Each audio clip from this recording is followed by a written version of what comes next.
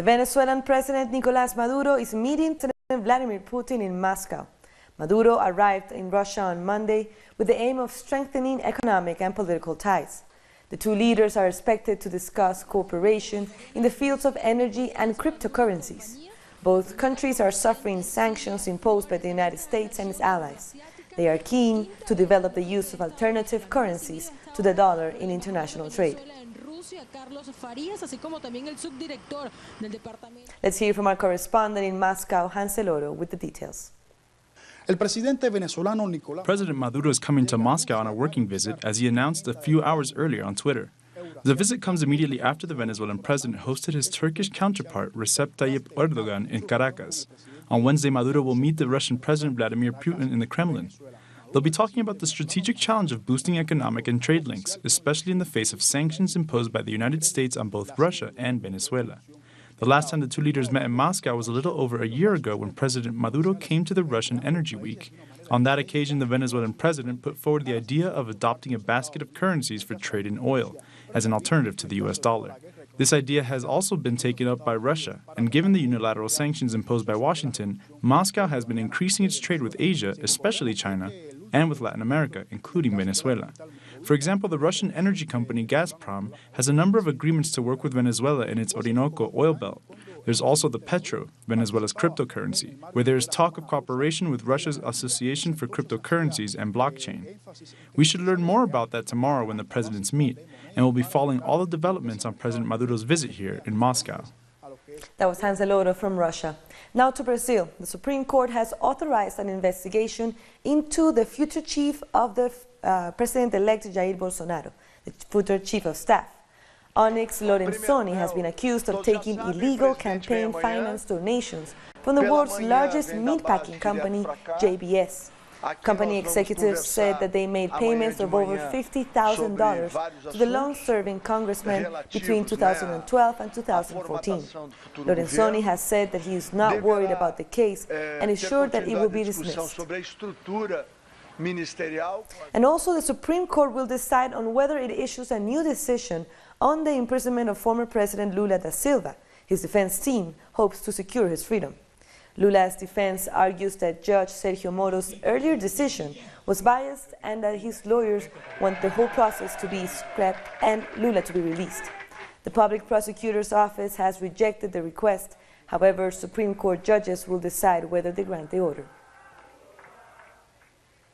A Central American migrant family stranded in the Mexican border city of Tijuana were filmed breaching the fence to enter the United States. The migrants who crossed over are expected to be detained by U.S. authorities, but still hope that their claims for asylum will be granted. The migrant caravan set off in mid-October and is consisting mostly of Hondurans. The administration of President Donald Trump has adopted a zero-tolerance policy and has militarized the border to prevent the migrants gaining entry. And the migrants at a shelter near the U.S.-Mexico border are reluctant to leave for a shelter miles away from the crossing. Local authorities were relocating the migrants to a new shelter far away after heavy rain flooded the old one. However, many migrants are refusing to leave, saying they do not want to be so far away from this crossing. Authorities have pledged not to carry out forced eviction, but have cut off all services to the old shelter. Our correspondent Pablo Perez has more details on this story. Here right behind me, you can see what is left of the shelter at the Benito Juarez Sport Complex here in Tijuana. Heavy rain and deteriorating conditions has made it uninhabitable, plus a cut in services to migrants has forced many out. Yet still about 400 people remain camped outside. They're reluctant to move to another location being offered to them. That's because it's located in an unsafe neighborhood. Just over 2 weeks ago, these migrants arrived here, and now they're being told it's time to move again. Meanwhile, as many as 2,000 people are being temporarily housed at the El Barretal building. The facility has become the newest shelter for Central American migrants seeking a better life in the U.S. Also correspondent Pablo Perez from the border. And in Ecuador, the Vice President María Alejandra Vicuña has resigned. This comes after accusations were made against her for allegedly requesting illegal payments from members of her party. On Monday, President Lenín Moreno suspended her from her duties. Vicuña says she's resigning to save Ecuador from instability. A person with no name has been used to accuse me on TV, with nobody double-checking, without anyone asking me. 77 lawmakers in the Assembly have asked for my resignation as they believe this pack of lies, denying me the most basic right to defense. Don't doubt, I will continue working for Ecuador. I have no need for high office to do that. Our correspondent Denise Herrera has more. Ecuadorian Vice President María Alejandra Vicuña announced her resignation to the government of Lenín Moreno after she was accused of corruption. She said that she will take time to defend herself. Also today in Ecuador, Colombian President Iván Duque and Ecuador's President Lenín Moreno have met today at the government palace under the ministerial meeting where they discussed issues related with investment, trade, security, and the border. President Lenín Moreno said that Ecuador is committed to fight drug trafficking and the organized crime. Also, the President of Colombia, Iván Duque, expressed his solidarity with the relatives of the journalists who died at the border with Colombia, and also said that Colombia opens the door for investment with Ecuador, and also said that Colombia is interested to continue working jointly with Ecuador. It's all the information we have for now. Back to you at the studios. Denise Herrera, thank you very much. Hundreds of laid-off workers from the Petrotin company in Trinidad and Tobago were dealt with another blow after the refinery ended operations last Friday. The former employees claimed that they were chased away by security workers when they went to the state oil company's office to process their payments. They were told there was no one there to receive them. Roughly 2,000 workers were impacted by this decision. And Burundi has issued international arrest warrants for former President Pierre Buyoya and 16 senior officials over their alleged role in the assassination of the first democratically elected Hutu president. Melchior Ndadaye won a landmark election in 1993, during which his attempts to remedy ethnic tensions led to hostility from the Tutsi faction in the military. He was killed during a failed coup, which led to a civil war which killed around 300,000 people. Although countries on the continent have been asked to extradite all wanted individuals, Buyoya is currently the African Union's representative in Mali and a well-respected figure. I have no fear of extradition whatsoever, neither by Mali nor by any other country, because the record of the government of Burundi in terms of human rights is that it is difficult to understand why people are being extradited to that country. We have more stories coming up. We'll be back.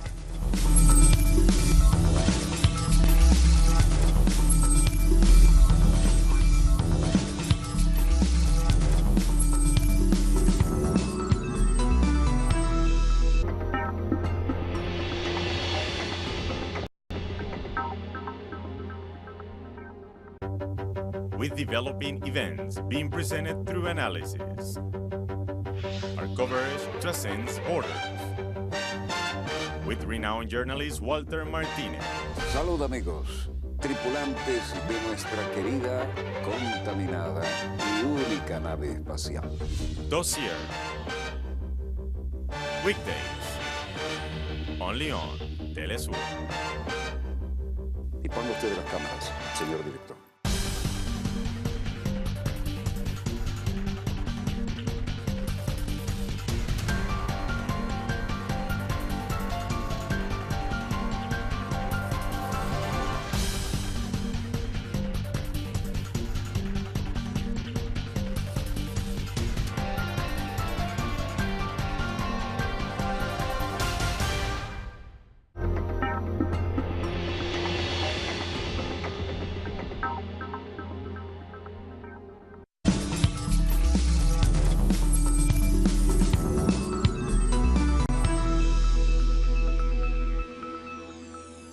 Welcome back.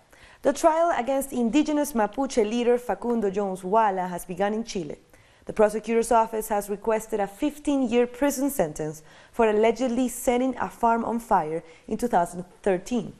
The lawyer for these leaders says there is no evidence linking him to the case.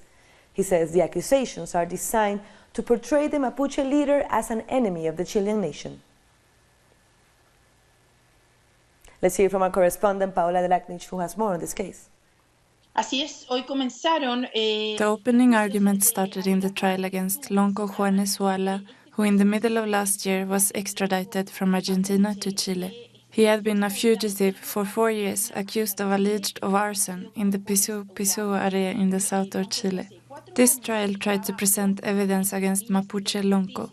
However, one of the main witnesses who was taking care of the fund, Alberto Riquelme, said he recognized some of the clothes, but he couldn't link Lonco Wala to the fire in 2013.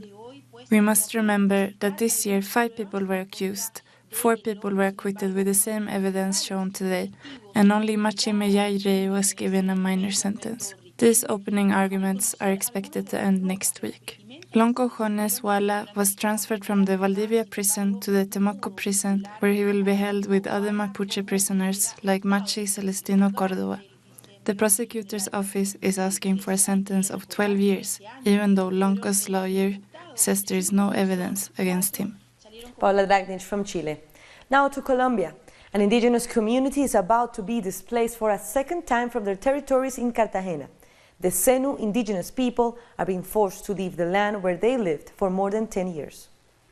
The main concern for our families is that we don't know where we're going. There is no plan. There are children, old people, pregnant women. We need to have a plan that takes into account the needs of our community. A good solution is that the government could leave us here, because we have already done great work. We have developed crops and productive projects. It's been more than 10 years since we've been here, and people are already used to it. Some children were born here. Authorities need to guarantee the same living conditions we have here and to guarantee lands as well. Alberto Fujimori and the Aprista Peruvian party are trying to modify the country's money laundering law. The changes would benefit politicians under investigation like Keiko Fujimori and Alan Garcia. Let's find out more. The Justice and Constitution Committees of Congress approved, without a debate, a policy that will favor politicians under investigation for money laundering. It's highly dangerous because it sets conditions on politicians or political parties that are being investigated for corruption. You previously had to get a report from the National Office for Electoral Processes that would allow the prosecutor to carry out the investigations. This violates the autonomy of the public prosecutor. The so-called express opinion is being supported by the Fujimori family, Aprista and the banks, all of whom are in some way being investigated for money laundering. Unfortunately, the drafting of this bill gives way to migration, and this could benefit even those who are already under investigation. That's why I say it's a dangerous regulation if it's not discussed correctly. The Peruvian former prosecutor warns that those being investigated could appeal under criminal law to mitigate their crimes if this motion in Congress is approved. Preparations for Venezuela's municipal elections are underway. The polls will take place on December 9. Let's look at more in this report. The countdown is on for Venezuelan citizens to choose their city councils. Voters will have access to 28,000 voting machines nationwide. Electoral fairs have also been set up in various cities. People who visit these fairs can learn a lot about the new electoral process. Citizens, no doubt, look forward to putting their stamp on democracy. By voting, we ensure that we have our say on governance. If we don't do it, we are defeated. That's why I encourage people to go out and vote, so we can keep democracy alive and keep going with the revolution. The Venezuelan Electoral Commission, CNE, is assuring that the polling system remains one of the most reliable and verifiable in the world. It has been developed by Venezuela, and it's also in the best interest of the people. The Venezuelan electoral system has evolved since 2004, and that's thanks to the people who were involved in improving the system. The National Electoral Commission is also employing new strategies to ensure that everything goes smoothly. Each one of the municipalities is counting down to local elections. People in every community want effective representation. In other news, 6 policemen were killed in Mexico City when an armed gang attacked them in a bid to free a prisoner that they were transporting. One of the attackers was wounded and captured. The other attackers escaped after setting up 2 roadblocks with vehicles that they hijacked and set on fire. The state is the home base of the Jalisco drug cartel.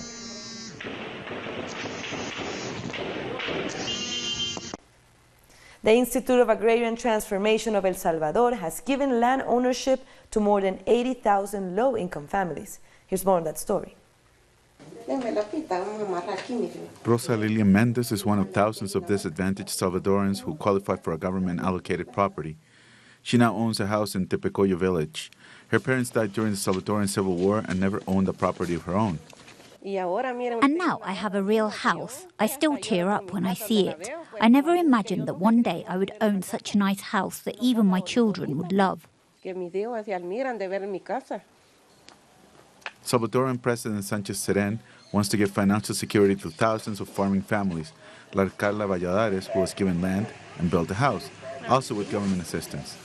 And we tried to find a house, but they were all too expensive. And then my father said, "We know enough about masonry, let's build it ourselves." At first, I was a little scared because building a house is no small project, and you still need a lot of money for materials. But thank God we managed to do it, and I'm really proud of it. In the latest stage of the program, land ownership has been given to more than 1,300 families in the central part of the country. They also participated in an agricultural development program that gave them tomato and pepper plants, fish breeding facilities, technical assistance, and courses on how to vaccinate their livestock. So this program not only provides people with land, but also helps families learn more about agriculture.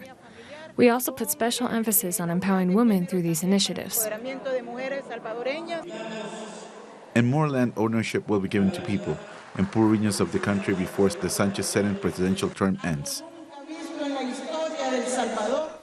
Scientists in Peru have successfully managed to film the Sabancaya volcano during an eruption using a drone. It is the second time they have been able to send an unmanned craft over the crater during an eruption. The drone captures spectacular images of the event and was equipped with sensors to measure gases and particles in the plume.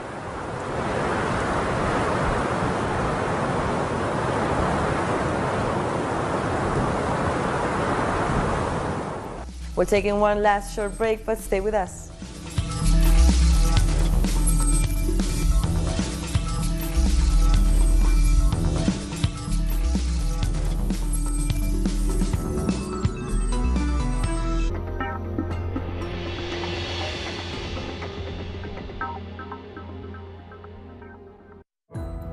Our actions have an impact on the environment.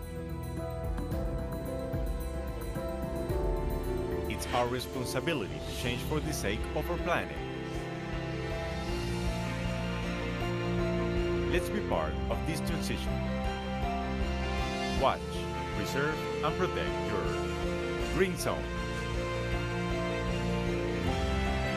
Wednesdays, only on Telesur.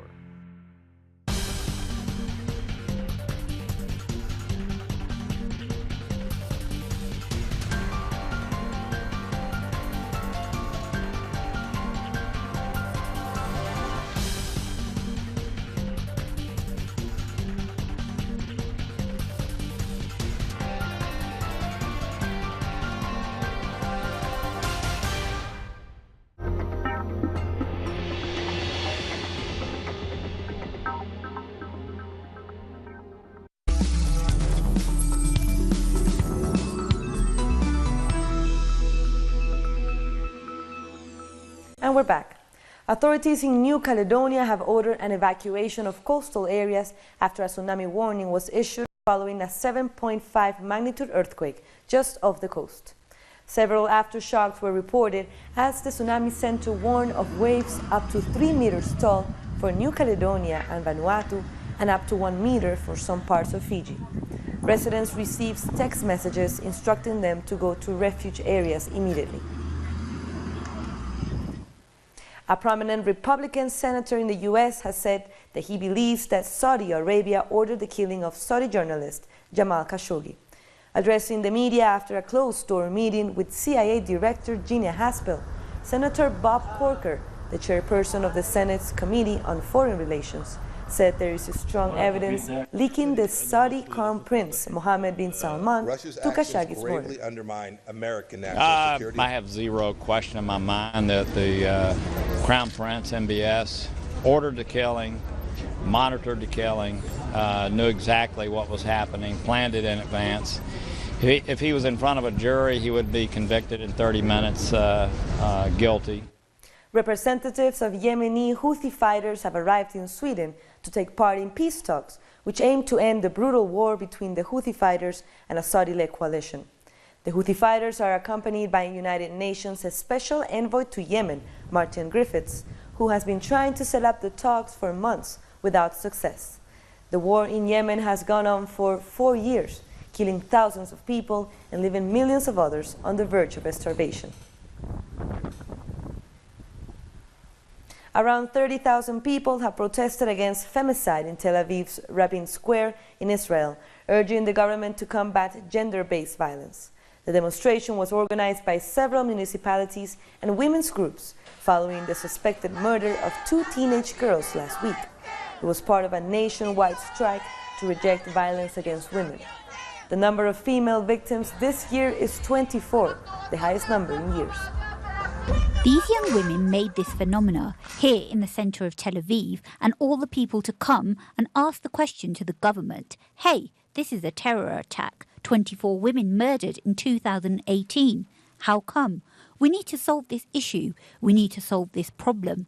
Enough of this violence. 2 men have been arrested in India for setting a 20-year-old woman on fire after she accused them of sexually assaulting her. The victim suffered burns to 40% of her body and remains hospitalized. The 2 men had poured kerosene on her and set her alight while she was working in a field. The attack happened days after the woman had gone to the police to report that the same men had sexually assaulted her. Her suspected attackers have since been arrested and 3 policemen suspended. Food insecurity has doubled in Greece during the country's economic crisis. A recent report looks at the impact of the government's austerity policies. Yorgos Vagalakos is an 81-year-old retiree. In 2010, he received a pension of €1,265. In 2012, that pension was cut back to €900. Today, he only receives €685, with which he finds it near impossible to get by. The owner of a fruit stand he frequents lends him €2 so he can afford his groceries. I often have a hard time. I go to the market, but I cannot afford the things I want. I get very depressed every time I run out of money. I just cannot afford things. For the first time since the economic crisis started, a group of international experts have investigated the consequences of austerity measures, such as cutbacks on salaries, pensions, and public spending. They have observed that 14% of Greek citizens don't have access to food every day. Austerity for some, but not for others, because certain actors in the food system have benefited from the years of the crisis. There's been a number of measures that have really benefited larger players in the food system. So I'm talking about larger supermarket chains. They have seen their power consolidated. Food has dropped from accounting for 16% of a family's budget in 2008 to over 20% in 2016. The increase did not lead to a more complete number of basic goods, but actually fewer. The number of households that cannot afford beef, chicken or fish every other day has doubled from 7% to 14%. The report also shows that the crisis has hit agricultural producers and cattle farmers. The government has not taken it upon themselves to guarantee a decent living for land workers. The percentage of farming families living under the poverty line is 39%, 4 points higher than in the cities. Agricultural producers and cattle farmers are responsible for 4% of the GDP and make up 12% of jobs in the country. And for football fans, thousands of Boca Junior fans have taken to the streets of Buenos Aires to give a hero's send-off to their team. They were leaving for Spain to play the second leg of the Libertadores Cup final against their arch-rivals River Plate. The second leg of the 2018 Copa Libertadores final was postponed and moved outside the country after the Boca Juniors bus was attacked by River Plate fans as it arrived at the stadium in Buenos Aires.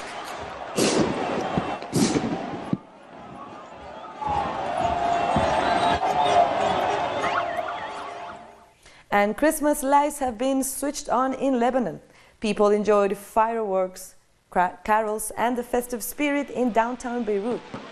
Bells and an orchestra accompanied a parade, and an enormous Christmas tree has also been set up in the city.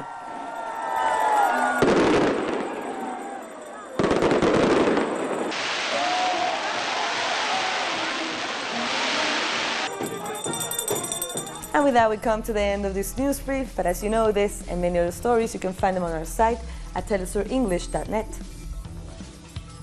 If you're watching us on Africa, we are on StarSat channel 461 in South Africa and channel 539 in Nigeria. And we're on social media as well. I'm Carla Gonzalez. Thank you for watching Telesur, connecting the Global South.